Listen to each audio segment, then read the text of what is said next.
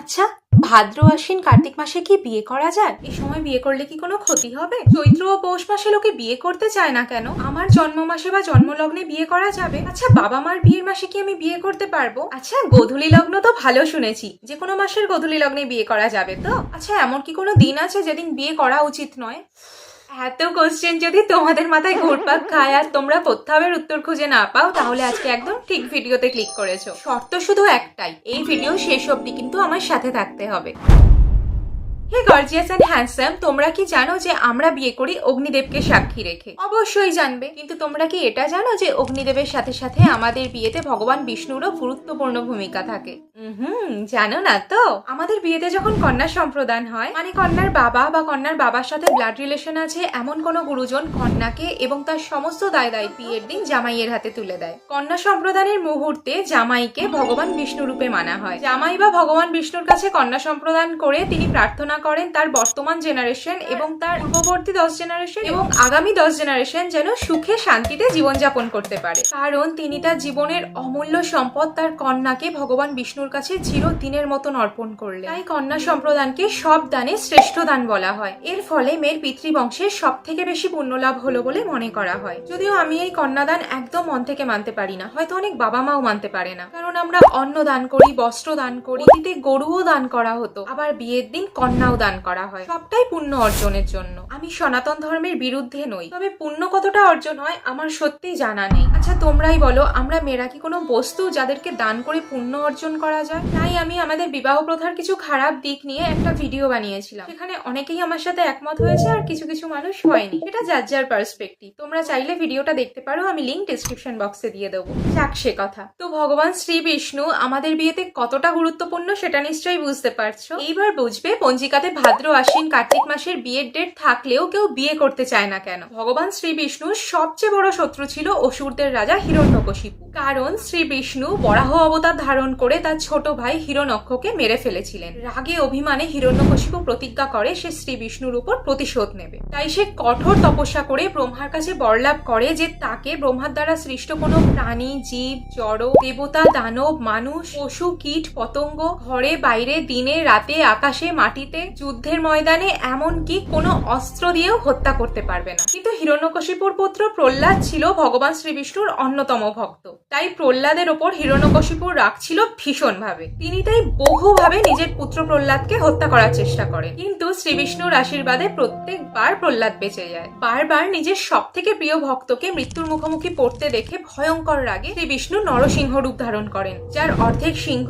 আর অর্ধেক মানুষ, এবং হিরণ্যকশিপুকে কোলের ওপর শুয়ে হত্যা করেন। বাবার মৃত্যুতে প্রহ্লাদ প্রচন্ড শোকে কাঁদতে থাকে।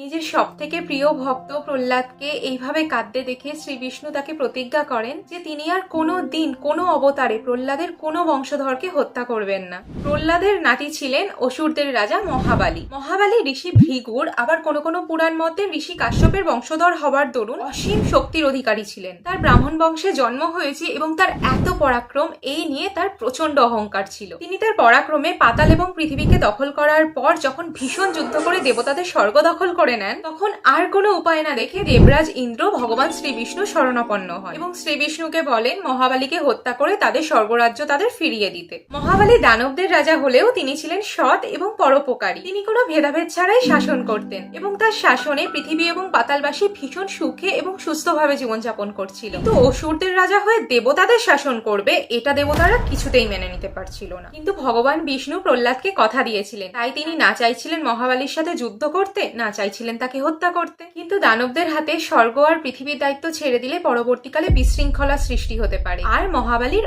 অহংকারও ভাঙা দরকার। তাই মহাবালী যখন স্বর্গজয়ের আনন্দে অশ্বমেধ যজ্ঞ করছিলেন এবং সবাইকে পুরস্কার বিতরণ করছিলেন, সেই সময় শ্রী বিষ্ণু বামন রূপ ধরে সেই উৎসবে আসেন, যার হাইট ছিল নিতান্তই ছোট। তাকে দেখে মহাবালী ভীষণ আশ্চর্য হয়, কিন্তু বামন হলেও তিনি ব্রাহ্মণ, তাই তার পা ধুয়ে মহাবালী তাকে আসন গ্রহণ করতে বলেন। আর মহাবালীর কাছে বামন উপহার স্বরূপ কি চায় চান তা জানতে চান। গরু, ঘোড়া, হাতি, রথ, সোনা দানা, একটা ওয়েল ডেকোরেটেড বাড়ি, একটা গ্রাম, দারুণ সুস্বাদু খাবার বা তার স্ত্রী হিসেবে একজন ব্রাহ্মণ কন্যা, যা চান মহাবালি তাই দেবেন বলেন। বামন মহাবালির এবং তার বংশের অনেক প্রশংসা করে বলেন, তেমন কিছু নয়, আমি আমার 3টে পদক্ষেপ রাখতে পারবো, শুধু এমন জমি দিলেই আমি খুশি হই।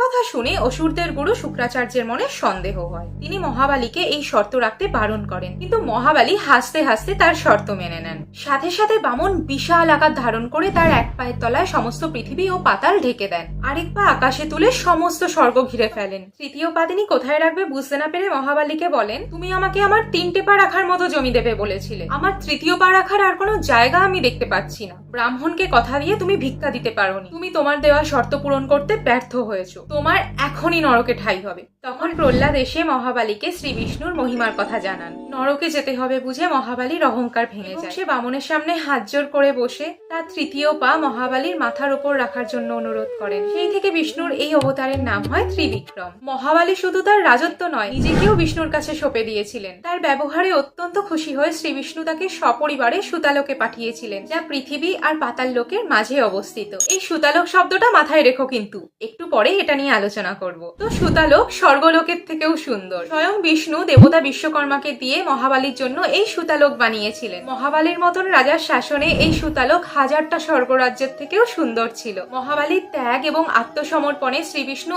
এতটাই খুশি হয়েছিলেন যে তিনি মহাবালিকে বর চাইতে বলেন। মহাবালি বর চান শ্রী বিষ্ণু যেন মহাবালির সাথে সুতালোকে এসে বসবাস করেন, তাহলে তিনি সবসময় শ্রী বিষ্ণুর সান্নিধ্য পাবেন। শ্রী বিষ্ণু মহাবালির কথা রাখেন। ওদিকে মা লক্ষ্মী শ্রী বিষ্ণুকে ভীষণভাবে মিস করতে থাকেন, তাই তিনি বুদ্ধি বার করে রাজা মহাবালিকে ভাই পাঠান এবং রাখি পরিয়ে দেন। ভাই হিসেবে রাজা মহাবালি যখন মা লক্ষ্মীকে কি উপহার দেবেন জিজ্ঞাসা করেন, মা লক্ষ্মী বলেন তিনি শ্রী বিষ্ণুকে তার সাথে বৈকুণ্ঠে ফিরিয়ে নিয়ে যেতে চান। মহাবালি শ্রী বিষ্ণুকে যেতে দিতে বাধ্য হন। তো ভগবান বিষ্ণু যেদিন সুতালোকে গিয়েছিলেন সেদিন ছিল আষাঢ় মাসের শুক্ল একাদশী, আর মা লক্ষ্মী যেদিন ভগবান বিষ্ণুকে বৈকুণ্ঠে ফিরিয়ে এনেছিলেন সেদিন ছিল কার্তিক মাসের শুক্ল একাদশী। মাঝে কেটে গিয়েছিল শ্রাবণ, ভাদ্র, আশ্বিন, কার্তিক, এই 4 মাস। এই 4 মাসে ভগবান শ্রী বিষ্ণু না থাকায় অনেক অশুভ শক্তি বেড়ে গিয়েছিল, কিন্তু মহাবালিকে কথা দেওয়ার দরুন প্রতি বছর এই 4 মাস ভগবান শ্রী বিষ্ণু সুতালোকে মহাবালির সাথে কাটান। এই সময় তিনি গভীর ঘুমে আচ্ছন্ন থাকেন, তাকে জাগানো যায় না। এই 4 মাসকে বলা হয় চতুর্মাস। তো আবার বিয়ের কথায় ফিরে আসি। যেহেতু বিয়ের দিন জামাইকে বিষ্ণু রূপে মানা হয় আর কন্যাকে রক্ষা করার দায়িত্ব বিষ্ণুরূপী জামাইয়ের হাতে তুলে দেওয়া হয়, কিন্তু শ্রাবণ, ভাদ্র, আশ্বিন, কার্তিক এই চতুর্মাসে তো বিষ্ণু থাকেন না, তাই সনাতন ধর্মের যে মূল নিয়ম কন্যা সম্প্রদান সেটা সম্পন্ন করা যায় না। বিয়ে খুবই শুভ এবং পবিত্র অনুষ্ঠান, তাই লোকে কোনো বিপদে ঝুঁকি নিতে চায় না আর এই 4 মাসে বিয়েও করতে চায় না। যদিও পঞ্জিকাতে আমরা শ্রাবণ মাসে অতিরিক্ত বিবাহ নয়, নর্মালি বিবাহের ডেট দেখি, কিন্তু শ্রাবণ মাস কিন্তু বিবাহের জন্য ততটা ভালো মাস নয়। আষাঢ় মাসে শুক্ল একাদশীর পর থেকে কার্তিক মাসে শুক্ল একাদশীর আগে পর্যন্ত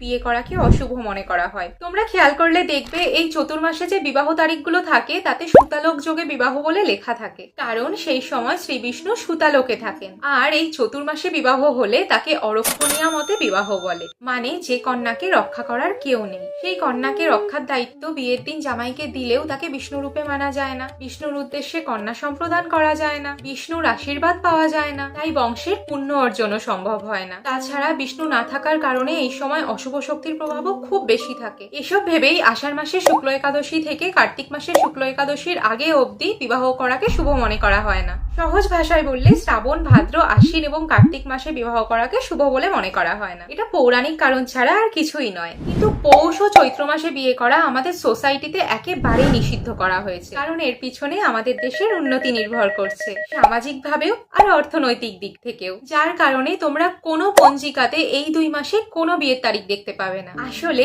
এক সময় ভারতে বেশিরভাগ মানুষই ছিল কৃষিজীবী, আর ওয়েস্ট বেঙ্গলে আমাদের প্রধান খাদ্য হলো ভাত, যা তৈরি হয় ধান থেকে। তো এই ধান প্রধানত 3 ধরনের, আউশ, আমন আর বোরো। ধান চাষের জন্য মাটিতে প্রথমে বীজ ছড়িয়ে দিতে হয়, যাকে বলে সোয়িং বা বপন, যার থেকে প্রচুর চারা বের হয়। এই চারাগুলোকে তারপর মাটিতে একে একে লাইন ধরে বসাতে হয়, যাকে বলে প্ল্যান্টিং বা রোপণ। এই প্ল্যান্টিং বা রোপণের কাজটা খুব সময় সাপেক্ষ এবং খুব কষ্টসাধ্য ব্যাপার। আউশ ধানের প্ল্যান্টিং হয় চৈত্র মাসে, আমন ধানের আষাঢ় মাসে আর বোরো ধানের পৌষ মাসে। আমন ধান বর্ষাকালে প্ল্যান্টিং হয় বলে এটা করতে খুব একটা অসুবিধা হয় না, সেই কারণে আমন ধান সব থেকে বেশি পপুলারও। কিন্তু পৌষ আর চৈত্র মাসে আউশ আর বোরো ধানের প্ল্যান্টিং এ প্রচুর লোকের প্রয়োজন হয়। পুরোনো সময় তাই এই 2 মাসে সবাই চাষবাসের কাজে ভীষণভাবে ব্যস্ত থাকতো। বিয়ের মতো অনুষ্ঠানে এমনিতেই প্রচুর লোকবল লাগে, তো এই 2 মাসে বিয়ে করলে প্রচুর পরিমাণে অর্থনৈতিক ক্ষতি হতো। তাই তখনকার জমিদাররা পুরোহিতদের দিয়ে এই 2 মাসে বিয়ে সম্পূর্ণভাবে নিষিদ্ধ করে দেয়। যুগ বদলেছে, এখন আর সবাই চাষবাসও করে না, কিন্তু সেই পুরনো প্রথা